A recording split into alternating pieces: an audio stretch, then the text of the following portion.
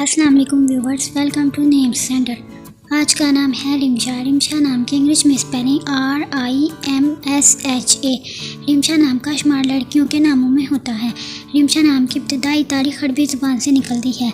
रिमशा नाम का मतलब फूलों का गुलदस्ता, खुश, मुतमिन और खुश होकर गाने वाली है। रिमशा नाम में 4 हरूफ और 1 लफ्ज़ है। रिमशा नाम के अफराद के लिए खुशकिस्मत नंबर 5 माना जाता है। रिमशा नाम का बुर्ज मिज़ान और सितारे का नाम ज़हरा है। रिमशा नाम के अफराद के लिए बेहतरीन दिनों में बुध और जुमा शामिल है।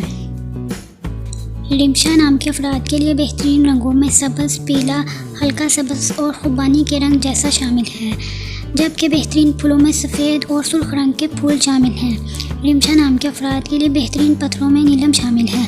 खुशकिस्मती वाली धातुओं में हिस्सों के हिसाब से कांसी शामिल है। अपने नाम का मतलब जानने के लिए कमेंट बॉक्स में कमेंट करें, वीडियो को लाइक करें, शेयर करें और चैनल को सब्सक्राइब करना ना भूलें। तो फिर मिलते हैं किसी और वीडियो में, तब तक के लिए अल्लाह हाफिज़।